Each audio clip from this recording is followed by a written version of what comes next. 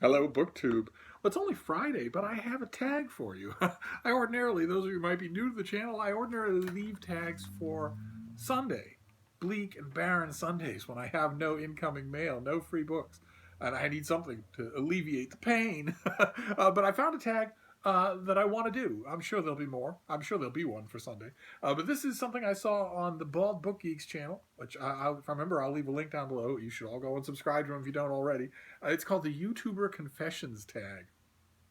And I kind of liked it. I did a tag similar to this, but some of these questions are different. So I thought we'd go right through them. Starting with number one, how many hours a week do you spend filming and editing? I don't spend any time at all editing. I don't edit my videos. And filming, I would imagine, well, my videos are long. I can barely say my name without taking 20 minutes. So I'm thinking probably the filming, all told in a week, is probably a few hours. But I don't do multiple takes. I don't do chops or edits or special effects of any kind. So it doesn't feel like that. It feels very easy to do. Question number two, what kind of camera do you use? I use the camera on my iPhone 5, no, actually, now I have an iPhone 6, and it works just fine for me. I sometimes get comments from viewers saying that my audio is really terrible, or what can you expect of video quality when you're using a cell phone? But I swear, I may not have the greatest technical ability, but I know what my eyes see and what my ears hear. And when I play back my videos on my computer, which is where I'm assuming most of you would be listening to them anyway, I don't notice bad video quality, and I don't notice bad audio quality. So I'm up in the air about that. I've gone back and forth on whether or not to accessorize. I have not accessorized this channel at all. I have been deathly afraid of doing anything that would make this channel work, because I know that if it crosses the line into being work, I won't do it anymore. I have plenty of work to do. I know that about myself. So I have avoided editing software and anything like that. And I briefly thought, well, you could get a microphone to fix whatever's wrong with the volume that you can't hear, but that other people can hear. A microphone where it's just a little thing, and I plug it into the jack on my phone, and it picks up the volume better.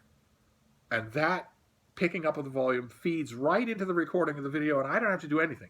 The video just has clearer quality audio. And that turns out, I don't know, maybe I'm not looking in the right places, but it seems like that's not possible. It seems like even if you find a microphone that's small and that you can clip right into your phone, you still have to deal with the audio track, and you have to lay it and synchronize it, and it could be wrong, but the video might be... nothing like that is anything that I'm going to do. So my quest maybe for better audio goes on, but the idea of getting a camera? Oh, no. So that's what I use. I use the camera in my phone.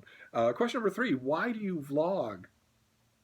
Well, I like the continuity of it. I guess my original answer to the question, my instinctive answer was to say I don't vlog, because vlogging to me in BookTube and YouTube connotes going somewhere and taking the camera with you, and I almost never do that. Although the few times that I've tried it, I've loved it.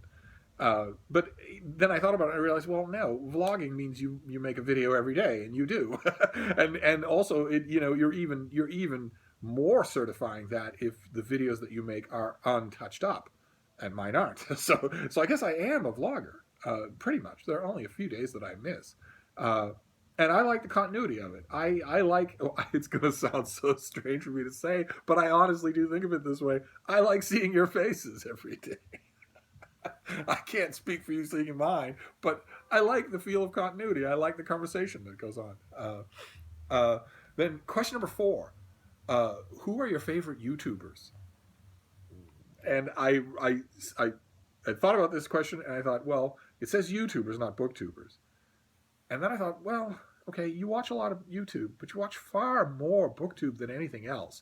So then I thought, all right, well, look at the YouTube that you watch that isn't BookTube, and pick some favorites from there just to balance out your answer. And there's no non-BookTube YouTube that I watch that I really, really like. Not even close to the BookTube that I really, really like. So I made a list. This is just preliminary. I subscribe to well over 500 channels. I made a list of people that I'm going to just rattle off here. And if I remember, when I upload the video, I will leave a link to each and every single one of them. But these are some of the YouTubers that I can't do without. Starting with Nathan James. Just kidding. He's a monster.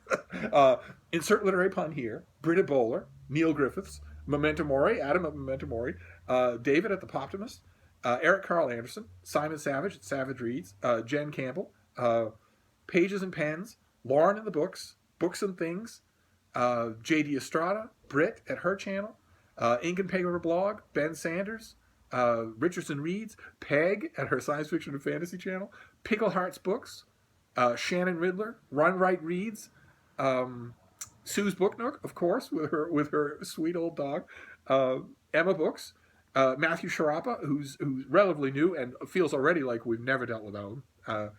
The Bald Book Geek, where I saw this tag. Big-Haired Bookworm, Rachel Mauro, Paperback Junky, Lukash at Luukashist Books, Curtis Books and Films, Brian at Brian's Book Bastion. And this list could go on, but that's just a small sample of the people where when they put up a video, I am happy. I see it in my feed, and instead of looking at it and saying, "Well, isn't that interesting?" I look at it and say, "Oh, good." And that's just a small. I will try to link all of them down below on the outside chance that you don't subscribe to them. These are people worth subscribing to. Question number 5: do you monetize your videos? I don't think I do monetize my videos. Oh, one name I forgot, Olive, a book Olive. When I saw this question, I immediately thought, well, you should ask Olive, do I monetize my videos? Because she tends to know more about these things than I do, but I don't think that I do. The Bald Book Geek mentioned that he does monetize his videos and that it brings in a small amount of money, enough to increase the number of books that he buys. And I thought, well, good for you. That's wonderful. It's great if you can do that. And then I thought, wait a minute. Wait a minute. I mean, I don't care about this at all. I don't care about the metrics of BookTube at all. But I thought, wait a minute. Your channel is much bigger than his. So if he's getting a little bit of money from monetizing his videos that helps him buy books, well, then, couldn't you be getting a little more money to help you with postage, for instance, since you're all voracious and getting Steve books in the mail? But I actually don't know how it's done. I don't know what it entails. My first reaction when I hear monetization is that it will be crass and intrusive. But the Bald Book Geek says that he monetizes his videos, and there's nothing about watching his channel that's crass or intrusive. It's not like there's a huge video that you can't click out of at the beginning of each one of his shots. I don't actually know what it means. I should open the floor and find out, those of you who do monetize your videos, what does it entail? And should I do it? If it's going to bother any of you, then I won't do it.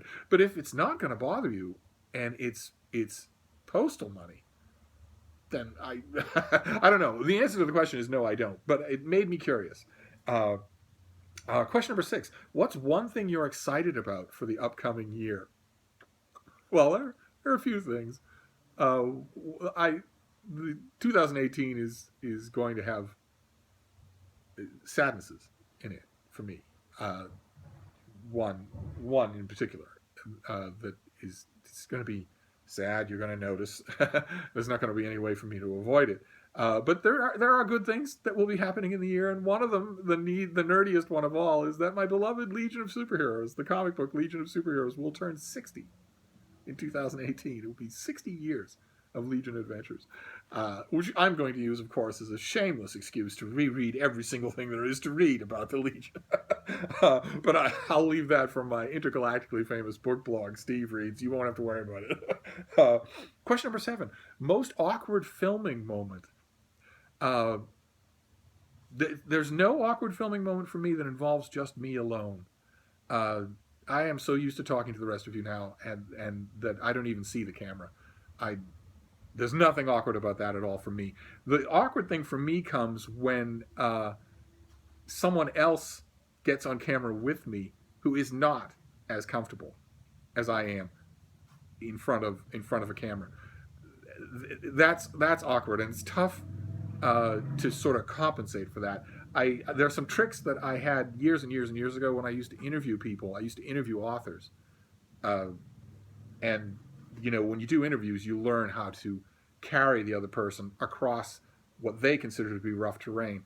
But I haven't thought to import those into videos. I don't get that many opportunities, but it is awkward. That is awkward when you're all excited to have a guest on camera, and they end up being a dead fish. That's a little awkward. It's not their fault, but let's see here. Question number 8. What are your goals for your channel? Don't have any goals for my channel. I'm just going to keep nattering on pointlessly to you all forever. Question number 9. What are your favorite types of videos to make? I don't actually have a favorite type of video. I like them all. Really, I just like the content. I set up the camera. I press record. There's a fraction of a second of awkwardness in being alone in the room with the dogs and yet talking in English, and then after a fraction of a second the awkwardness goes away and I'm just talking to you, and I couldn't be happier. so that applies to any type of video. Let's see here. Question number 10. What makes talking in front of a camera comfortable for you? I actually don't have any problem talking in front of a camera, specifically for what I just said. I don't consider it talking in front of a camera. I immediately think of it as talking to you, just having a chat, only where I'm doing most of the talking, which at my age happens in real life anyway. so there's not a question of comfortable and uncomfortable. Not at all. It's all comfortable. I'm kind of amazed at that, but it turns out that the old showman stuff, the stuff that you do on stage or in front of a studio camera, never goes away. You're either comfortable with it or you're not. I think you can get more comfortable if you're uncomfortable, but if you're a natural, I don't think it matters. Question number 11. Do you allow your children to be in your videos? Well, as I mentioned on this channel before, all of the human children that Deb and I have had over the decades, we've brought to the municipal dump and left to fend for themselves. I figure that's the best way to cut out the wheat from the chaff. The strong ones will survive and eventually want high school tuition money. But if we extend the question to dogs, to my metaphorical children, well, then I have no problem at all with them being on camera. They don't always want to. Like, for instance, right now, the little puppy is off destroying one of my cherished possessions, and my sweet old dog is trying to watch her, although she can't really see, so she's trying, but she hears the noise. She can't really hear either, though, so it's a little bit dicey. Question number 12. Is your spouse supportive? I don't have a spouse. You get married to Deb several times yourself, and you'll see you're not spouse ready anymore. It's done and done. Question number 13, share a tip for people who might be starting out with BookTube. And I know that the stereotypical thing here to say the thing that everybody says is just be yourself. I think that's what the Bald Book Geek said, and it's good advice. But since everybody says that, and since I assume you know it already, I wanted to give a slightly more pointed piece of advice, which is before you start recording, I don't care whether you use edits or not. I don't care whether you use a script or not. But before you hit record, know what you want to say and have everything with you that you need in order to say it. That's pretty simple.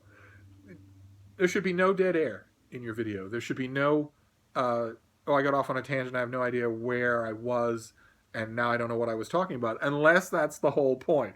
Like, for instance, a lot of the booktubers that I just mentioned, when they're doing a book haul, for instance, will just fly off on tangents, left, right, and center. And that's kind of the point, is the weird associative freedom of books that we all feel.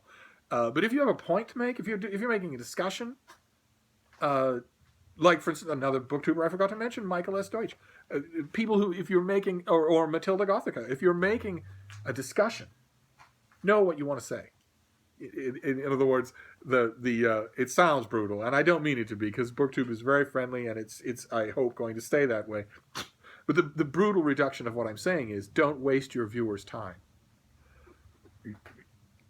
perfectly free to digress and ramble and spout whatever thought comes into your head, if that's what you're intending to do. But if you're intending to do something else, if you're intending to review something or discuss something, don't waste your viewers' time. Know what you want to say. So that's my tip, and that's also the tag. that is the YouTube Confessions tag. I would love it if every single person, every single booktuber that I named, did these. These are exactly the kind of behind-the-scenes questions I love.